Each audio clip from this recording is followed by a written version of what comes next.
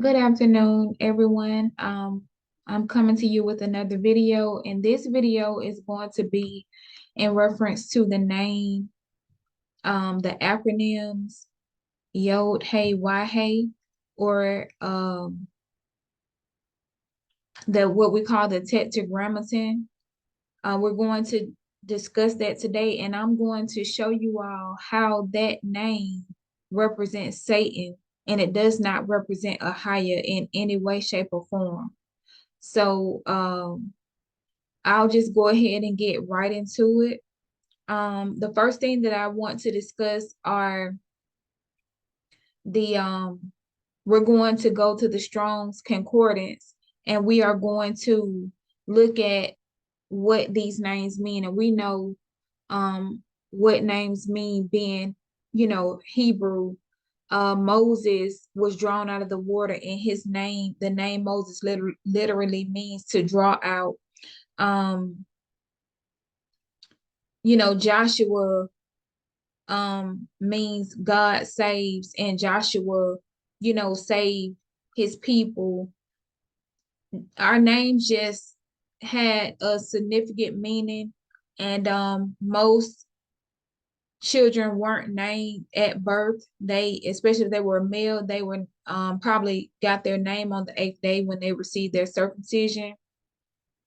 And their name was prophetic. It was, speaking over them.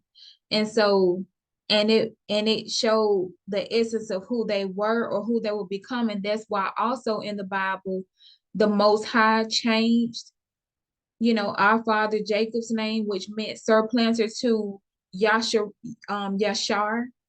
Um, Abram's name was changed to Abraham. Sarai's name was changed to Sarah. So, you could have a name, even Tamar, which was Solomon's sister, that was, raped by her own brother. Her name was changed, and Solomon ended up adopting her as his daughter. So you can have a name for a certain season in your life, and then your name will actually change. But we know that our name should represent who we are. And so we're going to discuss some of these names. So that's the first thing we'll do. Let me share my screen.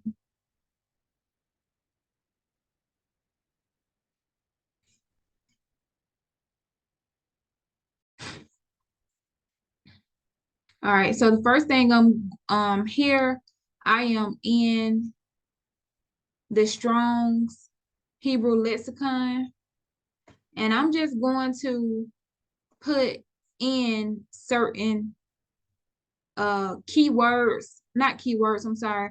I'm going to enter in certain numbers, and then we're going to discuss what they mean.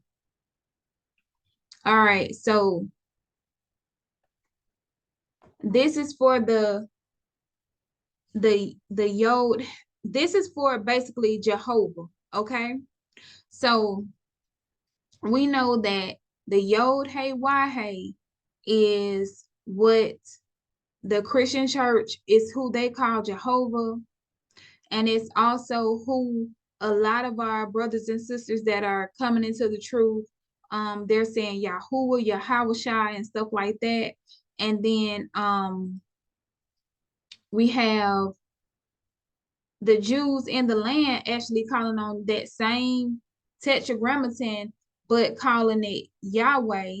And so it's the same name, but with different vowels inserted. So this is for Jehovah. Like if you add the J to the front, Jehovah, and this is also a version of Jehovah. It's telling us right here.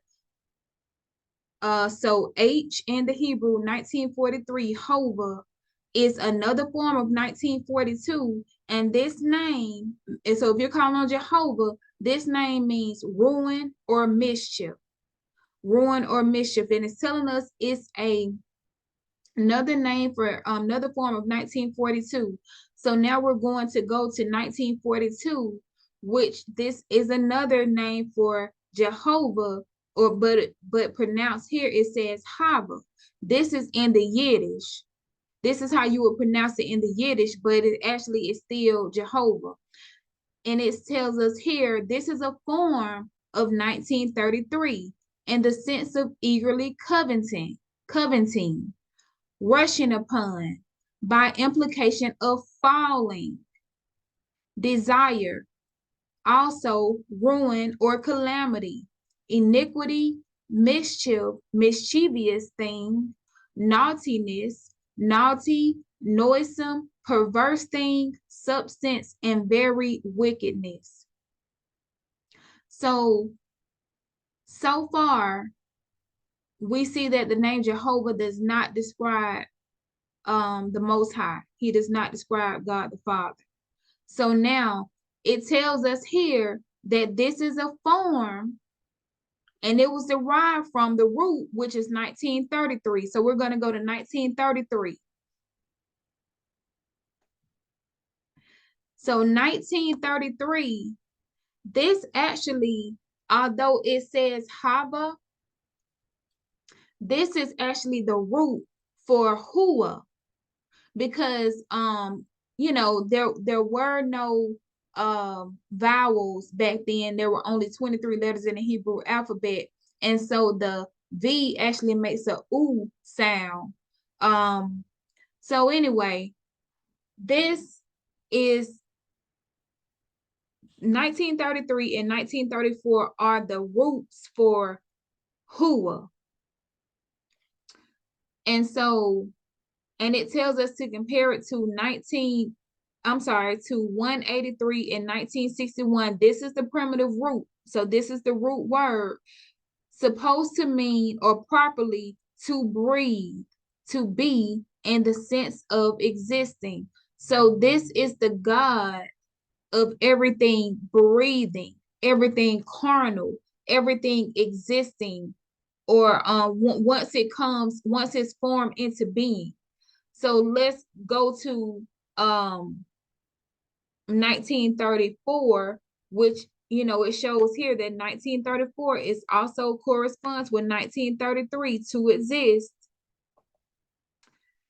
And you know, it says Aramaic here, corresponding to 1933, to exist, used in a great variety of applications, especially in connection with other words: to be, to become, to behold, come to pass, to cease, cleave, consider, to do, give, have, judge, keep, labor, to mingle, self, to put, see, seek, set, slay, to take heed, tremble, walk, and would. So these 1933 and 1934 are one and the same. It tells us that these, you know, that these are just different versions of the same word, basically. But then it gives us another word. It tells us to compare to 183. So now I'm going to go to 183. And this is the basis for Yahweh. This is the root word for Yahweh. And it's or, you know, Yahweh or whatever. But this is, it says here, a primitive root: to wish for, to covet, to greatly desire, be desirous, long, lust, or lust after. Y'all, these words have nothing to do with a higher, with the Most High. But I just arrowed back, and I'm gonna go here where it says, because it tells us to compare to 1961 as well as 183. So we see so far Yahweh, Yahuwah, and Yahovah or Jehovah, they all have some examples or some attributes about their name that I would not dare put on the Father, the creator of heaven and earth. But let's look at 1961.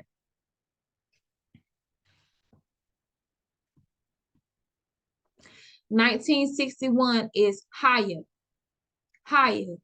a primitive root.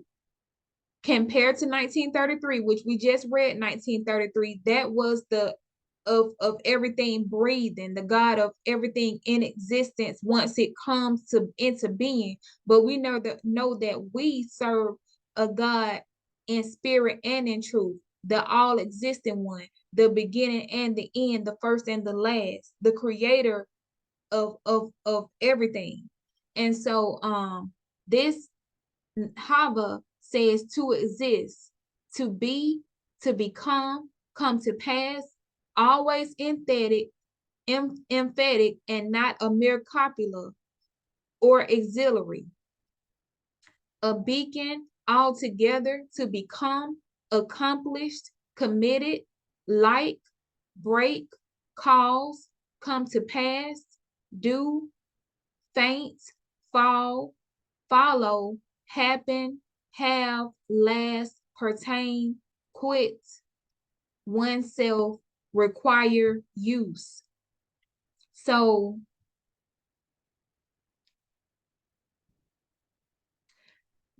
these are attributes of the Father.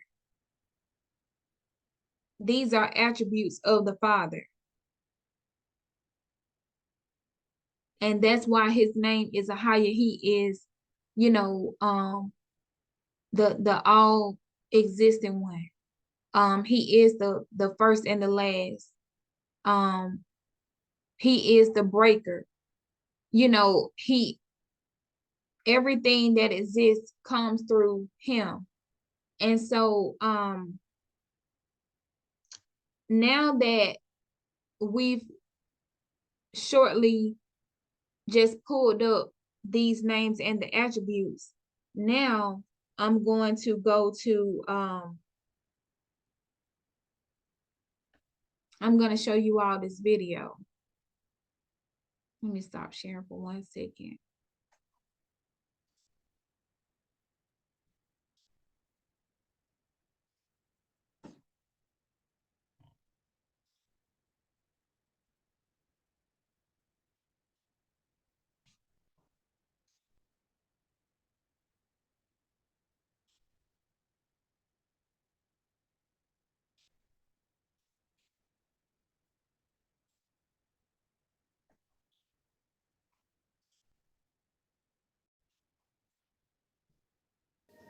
So after our last video reached views, we came back to see, has the last letter of the sacred name appeared on the wall here on the eastern wall of the Temple Mount.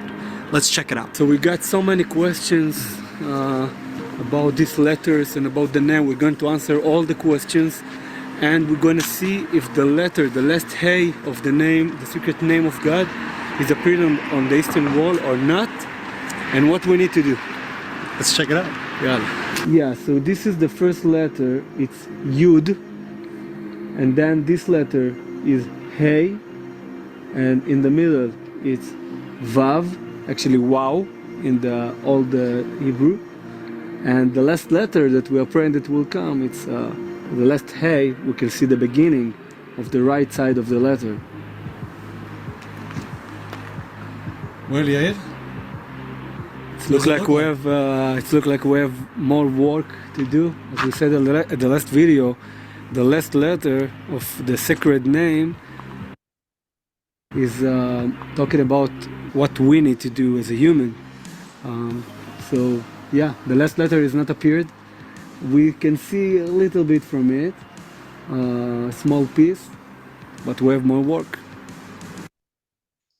All right, so okay, so I'm just going, I'll link that entire video for you all below, but pretty much the Tetragrammaton, the YHWH, is the same name of the God that the people in Israel worship and call Yahweh.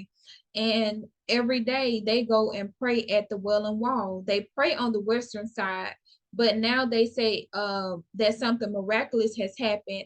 Apparently some brushy grass or some type of bushes are growing out of the western wall, and they are actually forming the name of the Tetragrammaton, that ancient name, but they know that when that last letter appears, that their Messiah is coming.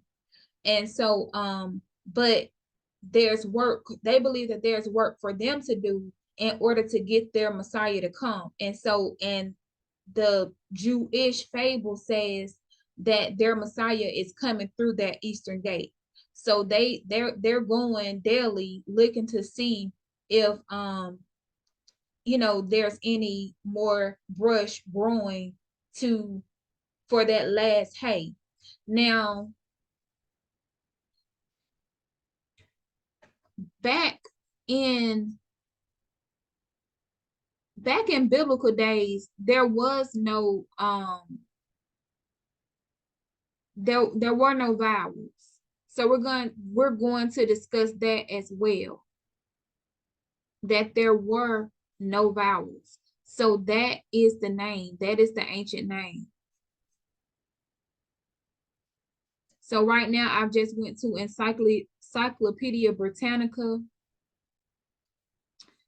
and you see here, well, I typed in the Tetragrammaton, but then the name Yahweh they just gave me that, but I typed in the Tetragrammaton. And so but we'll just read what it says here. The name of God of the Israelites represented the biblical pronunciation YHWH, the Hebrew name revealed to Moses in the book of Exodus. So known as the Tetragrammaton. So it goes into Judaism and after the Babylonian exile. But I want to go down to right here where it says the Masoretes, who from about the 6th to the 10th century worked to reproduce the original text of the Hebrew and added YHWH, added to the YHWH the vowel signs of the Hebrew words Adonai and Elohim. Latin-speaking Christians, scholars, replaced the Y, which does not exist in Latin, with an I or a J. The latter of which exists in Latin as a variant form of I. Thus, the Tetragrammaton became the artificial Latinized name Jehovah. As the name of God spread through medieval Europe, the initial letter J was pronounced according to the vernacular language rather than Latin. Okay, so you see that, okay, Adonai, so how they got the pronunciation Yahweh is by adding an A in the between the Y and H, for which stands for Adonai, the for Phoenician god Adonai, and then the L, the E for El, for the god El or Elohim. And so but it's telling us right here that this is the same name. Now, first of all, I want to ask, it clearly says there were no vowels. Even today in Israel, the Jewish, they don't put vowels in their words. They know how to read their words without any vowels in between it. So that's, you know, that's what they use. So but so for 6 centuries, it wasn't until the 6 centuries so that it was that same word, that those 4 vowels were, I'm sorry, those 4 consonants were the name. Vowels weren't added to between the 6th and the 10th century. So it's crazy the fact that we have different camps out here or different churches all arguing over the correct way to pronounce the name with the vowels inserted, when the name is the name, period. It's the same name, the YHWH. So now that was Encyclopedia Britannica, But now I'm going to read from the Jewish Encyclopedia.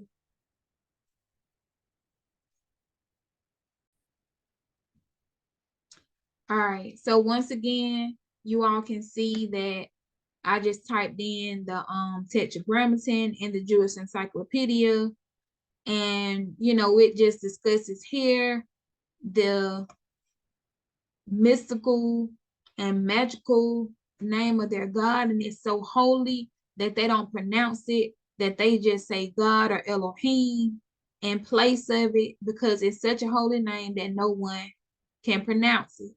So now we're right here, it does mention that it said something about magic and them using it for magical whatnot. And it also was used for healing. But I'll just go here to the meaning and etymology. I'm going to have to read this whole thing. It thus becomes possible to determine with a fair degree of certainty the historical pronunciation of the Tetragrammaton, the results agreeing with the statement of I don't know, X3:14. Oh, Exodus 3:14, I'm sorry, in which Yahweh or Yahuwah terms himself I will be, a phrase in which immediately preceded by the fuller term I will be that I will be. Or in the English version, I am that I am. Look, guys, they're saying it here in the Jewish Encyclopedia that Exodus 3:14 says, I am that I am. I am and I am that I am. The name, but then they still have this name. Instead of putting, when we know I am that I am does not translate to the Tetragrammaton. The name is accordingly derived from the root. So they give the root here and is regarded as an imperfect. The passage is decisive for the pronunciation Yahweh, for the etymology was undoubtedly based on the known word. Old exegesis such as Unclos and the Targumum of Jerusalem and Pseudo Jonathan regard Ea or Ea Asher Ea as the name of the divinity and accept the etymology of Haya. Ea Asher Ea is a variation of Ahaya. That's Ahaya's name. They're saying it right here in the Jewish dictionary that, or Jewish encyclopedia, that Ahaya, Asher Ahaya is the correct name, or Ea Asher Ea. But let's go down further to see what they say. But modern critics, some of whom after the lapse of centuries corrected the Hebrew text without regard to the entire change of point of view and mode of thought, are dissatisfied with this etymology. So they were dissatisfied with Haya or Ea Asher Ea Ahaya Asher Ahaya. They were dissatisfied with that etymology. And their various hypotheses resulted in offering the following definitions. So they turned it from I am that I am, or Ahaya Asher Ahaya, to he who calls into being, or he who gives promises. For the first definitions. 2, the creator of life. 3, he who makes events or history. 4, the fallen one or feller, i.e., the storm god who hurls the lightning. 5, he who sends down the rain. 6, the hurler. 7, the destroyer. 8, the breather or weather god. And then it says here, all of these meanings are obtained by doing violence to the Hebrew text. So they're telling you right here that those names, all these definitions that they came up with, and they wanted to do away with EA Asher EA, they came up with, they had to do violence to the Hebrew text in order to come up with those different names. And then right here, it talks about the YHWH coming from Hittite, Persian, Egyptian, and even Greek origins. And then the abbreviated Tetragrammaton, Yah. And it talks about how many times it occurs, you know, in the Bible or whatnot. So, oh, and then it says right here that let's go down. Because it said, namely from Gnosticism and magic, in the Jews, Christians, and heathen met, Yahoo was in fact used in magic as is clear from the Sefer Yizra, which shows many traces of Gnosticism in the cosmology of the work.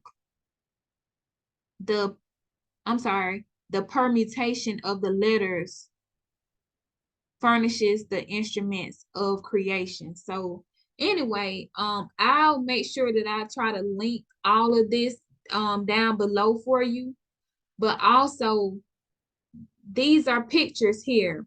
This is when you type in, you see right here, all I have is Tetragrammaton in my search box. These are images of the Tetragrammaton.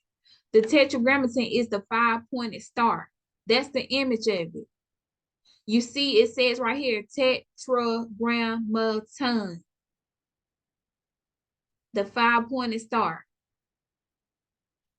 This ring right here is supposed to be the ceremonial magical ring of Solomon. They said Solomon supposedly had a magical ring that he used to summon demons to help build his temple. But we see all kinds of occultic symbols on this ring. And then we even see the Shriner's sword, the Freemasonic Shriner's sword on the Tetragrammaton ring. So, and we see right here that the Tetragrammaton is basically, you know, this 5-pointed star. So now what I decided to do, and some people might say, you know, you do too much. I went to the Church of Satan's website and I just Googled, because I know the Baphomet is in a 5-pointed star. So this is the Church of Satan's website. And as soon as you come on the page, you see this symbol here.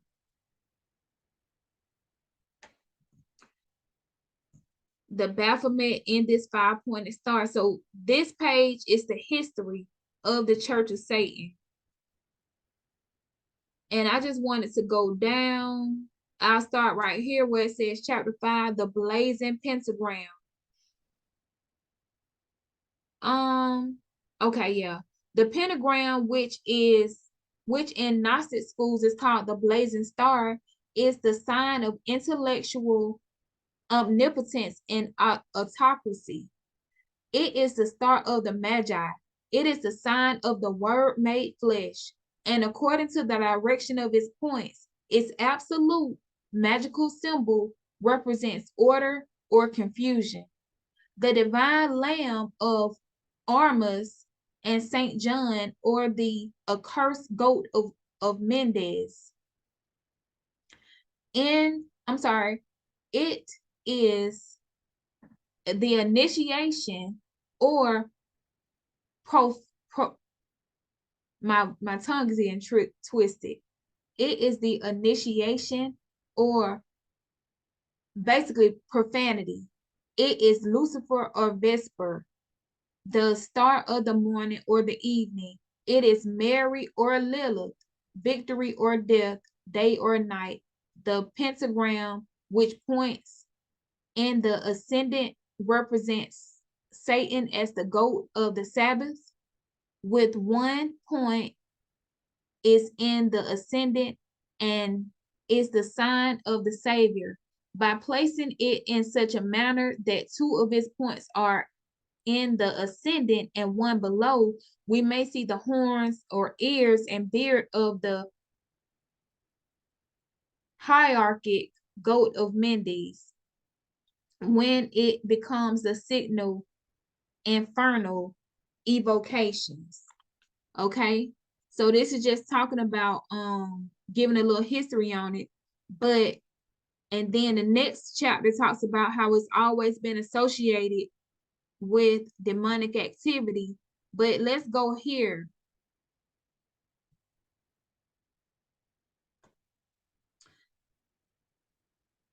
LaVey, Anton LaVey is the head of the Church of Satan.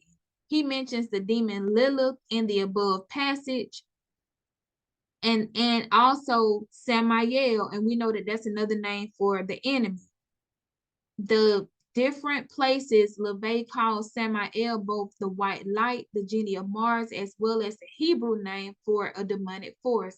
LaVey makes no mention of Leviathan, but the D Guatia image is encircled by its name in Hebrew script. So let's look and see. I'm going to zoom in, y'all.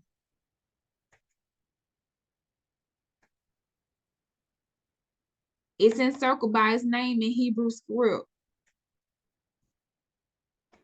What is this? Is that the YHWH? On the Church of Satan's website in the Tetragrammaton? And that's another reason why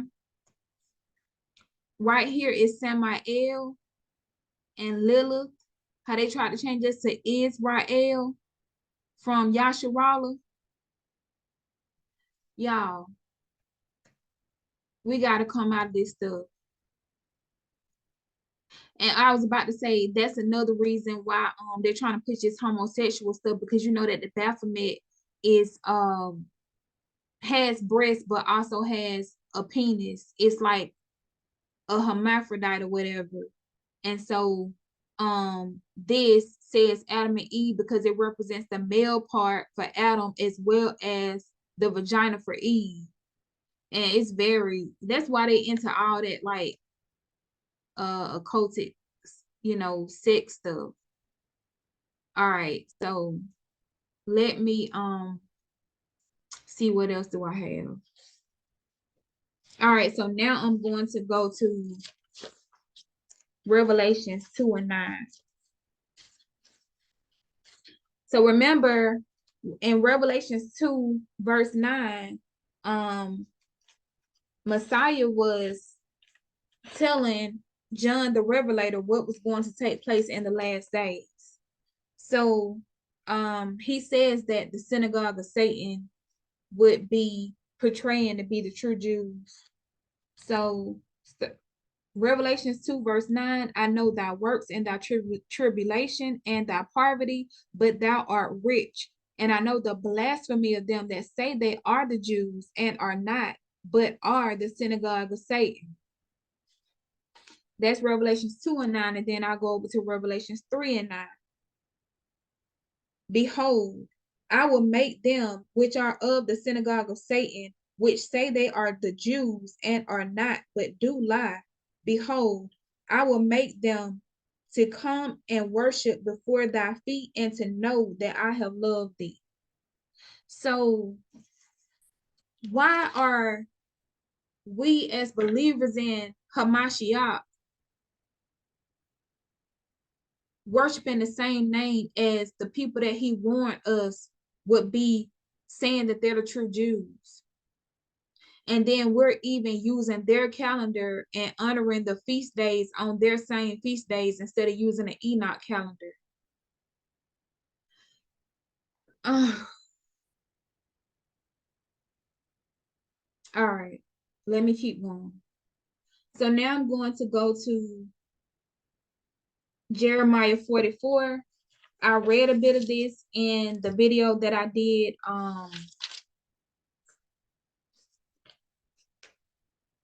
about the synagogue of Satan. But Jeremiah 44, starting at the 26th verse, if we read before that, we'll see that all of Israel was worshiping the Queen of Heaven and Nimrod, or Tammuz, the sun god. They were doing all abominable things. They were sacrificing their children to Molech. And so Ahiah sent Jeremiah to warn them, and they refused him. They actually wanted to lay hands on him, and they told him that they would do whatever they chose to do. In verse 26, Ahiah says, "Therefore hear ye the word of Ahiah, all Judah that dwell in the land of Egypt. Behold, I have sworn by my great name, says Ahiah, that my name shall no more be named in all the mouth of any man in all of the land of, in any man of Judah, in all of the land of Egypt, saying, as Ahiah lives." And then he says in verse 28 that we will know whose word will stand, mine or theirs. So he says here that he was going to remove his name from Israel for what we were doing. Okay, so now let's go to Proverbs 30 verses 2 through 4. Proverbs 30 verses 2 through 4. Here we go. This is Solomon here. Start reading at verse 2. "Surely I am more brutish than any man." Brutish means stupid. "I am more brutish than any man, and have not the understanding of a man. I neither learned wisdom nor have the knowledge of the holy. Who has ascended up unto heaven, or descended? Who has gathered the wind in his fist? Who has bound the waters in a garment? Who has established all the ends of the earth? What is his name? And what is his son's name? If thou can tell." So the Most High had also revealed to Solomon that he was going to remove his name from the children of Israel. And Solomon asked, he's asking who did these things? What is his name and what is his son's name? He's asking because he knew that we would lose our God's name. So now I'm going to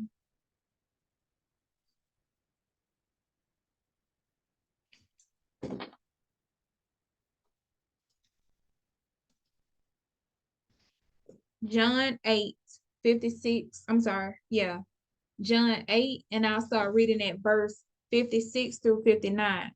And so what I want to show you all is that Christ came to not only proclaim that he was the Mashiach, that he was, the son of Ahiah, but he actually came to bring Ahiah's name back into the earth. That's why Paul and different scholars were after them, persecuting them to kill them, because Christ actually was preaching against the Tetragrammaton and giving them Ahiah's name as God, and as well as proclaiming to be the Christ.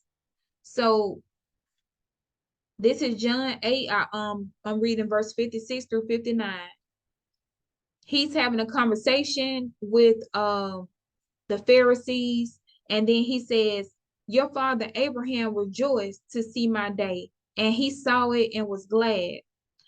Then said the Jews unto him, "Thou art not even 50 years old. Hast thou seen Abraham?"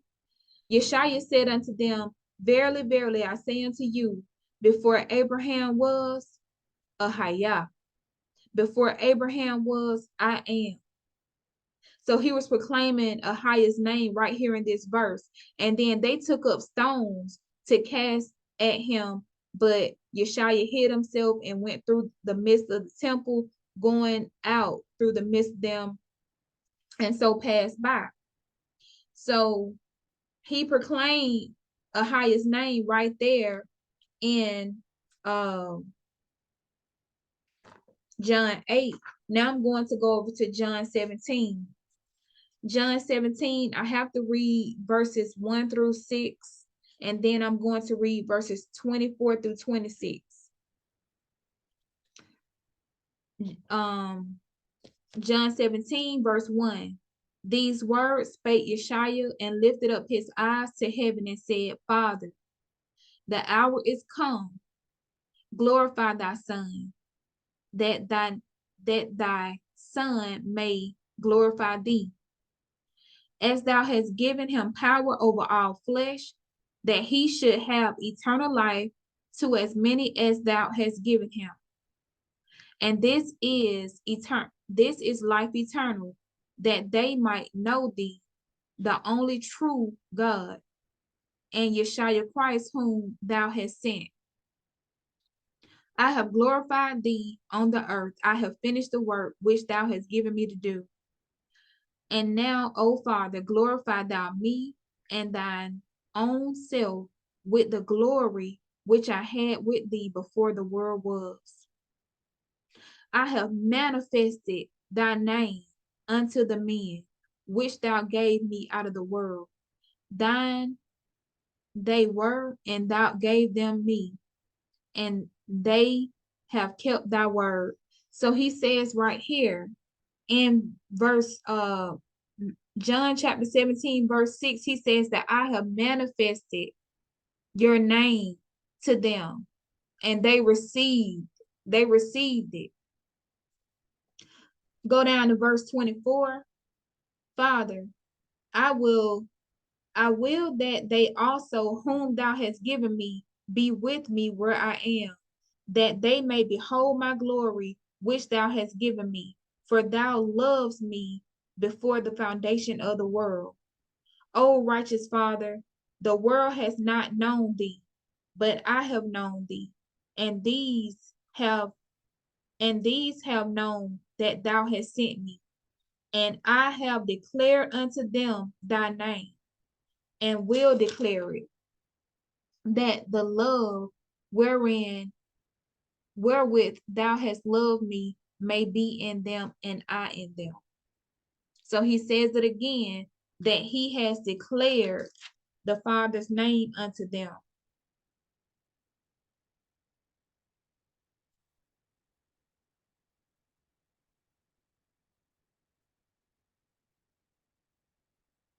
And he said that up in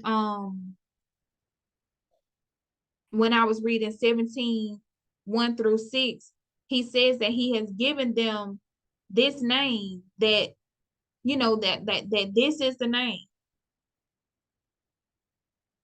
This is the name. There was one part that I'm looking for, because maybe I didn't, where he said that this was the only name. So that's the thing too. Our God doesn't have a ton of names. There's one name for the Father, one name for the Son. The enemy is the one that has so many different names, that's trying to deceive us or whatnot. Okay, so in Exodus 3:14,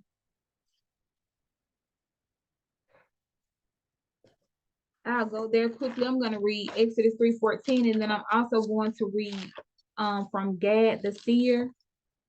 Gad the Seer is a book that is referenced in the Bible, but it was removed or whatnot, or is considered a lost book.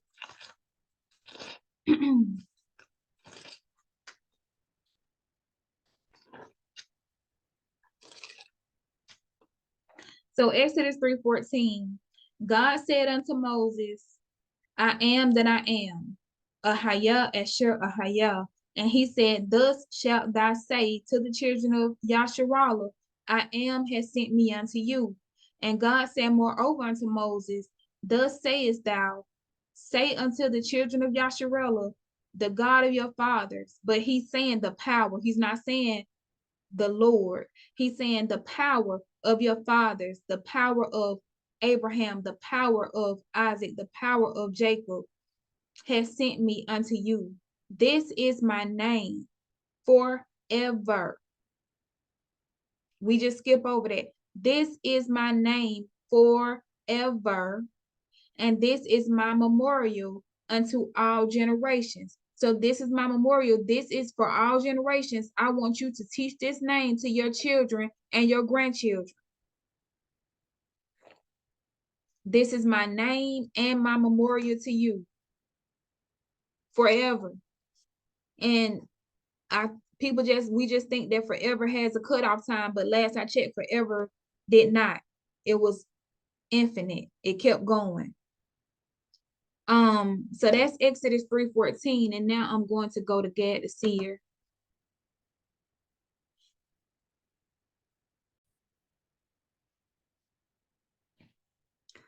This is the ancient book of Gad the seer, and we see here that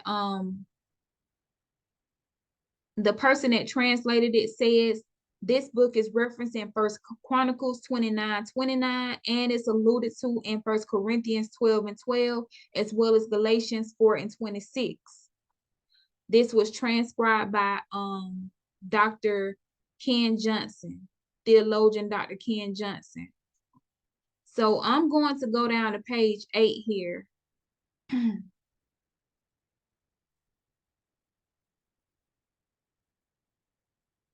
And it says, the angel instructs Gad. So the angel of God instructs Gad. So Gad has a vision, and started reading at verse 56. It says, and the one dressed in linen came down to me and touched me, saying, write these words and seal them with the seal of truth. For I am who I am is my name. And with my name you shall bless the whole house of Yasharallah, for they are of a true seed. Write these words and seal them with the seal of truth, for I am Ahaya, Asher Ahaya is my name. All right.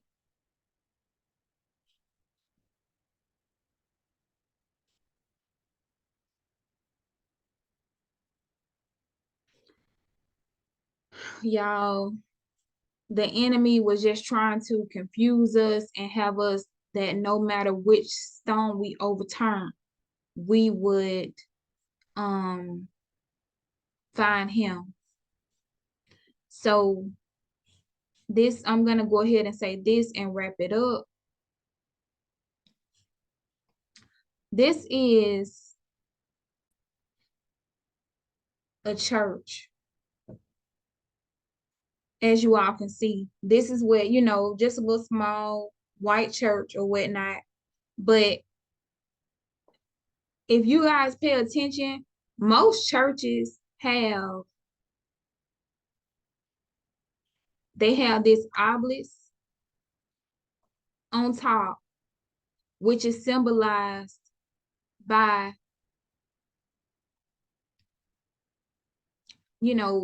Nimrod's phallus, Nimrod's erected male part. That's what these churches symbolize. Most churches have a cross on top of that phallus, and then they have a hold on. They have a stained glass window here representing the sun, the sundial. We never knew that, but the stained glass window representing the sundial, the phallus, and then the church is going to have either a star or a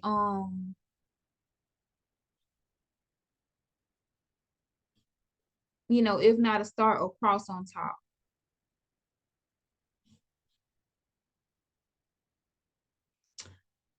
I'm going to show you these last two pictures.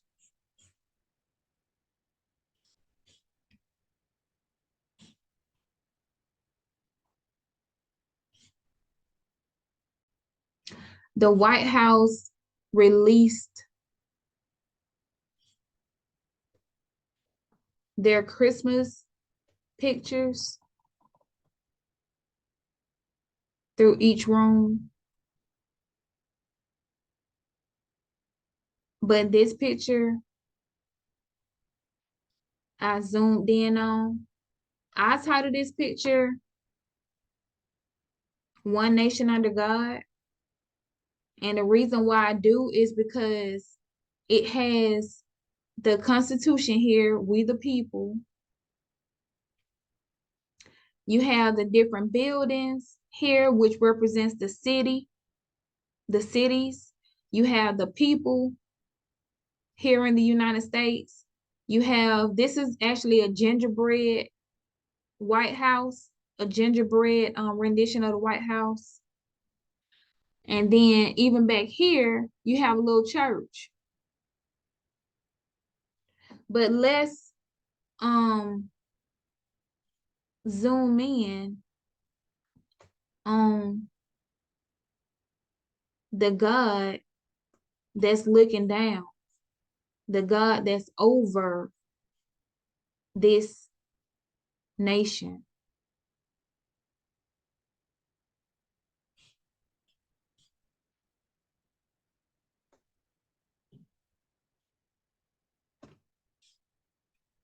This is a goat head here. I don't know what just happened. But that was the Baphomet over that picture, over that image.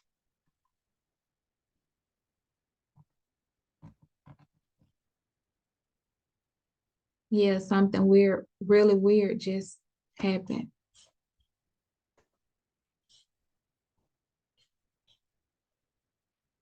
All right, so so they're showing us, they show us in plain sight, but we overlook it.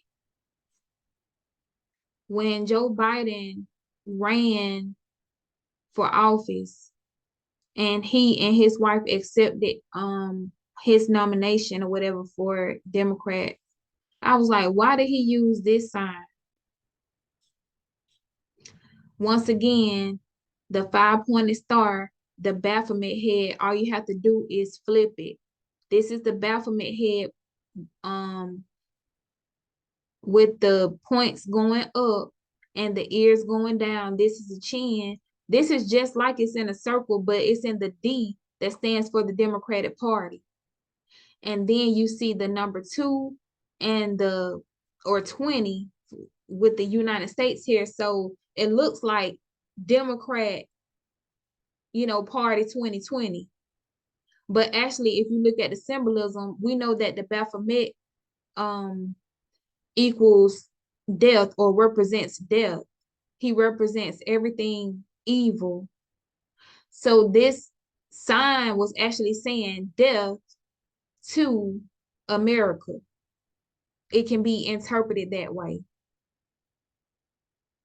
America was over in 2020, and we see that things have went down ever since, he got in office, and it won't get any better.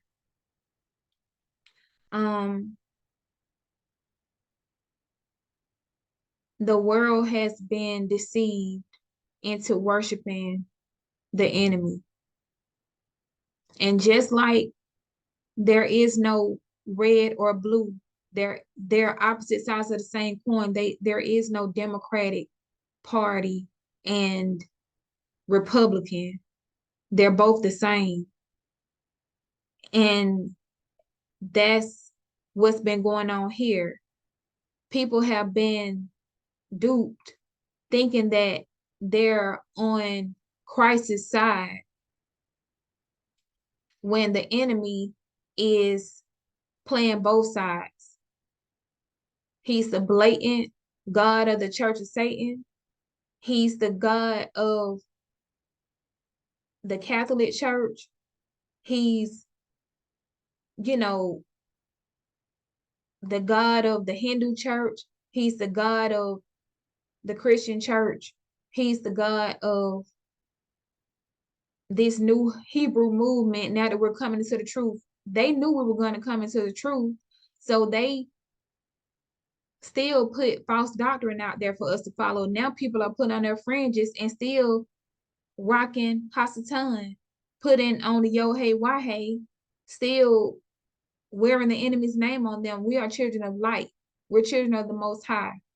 I'm going to go ahead and end this video. I know it's long. You all be blessed. All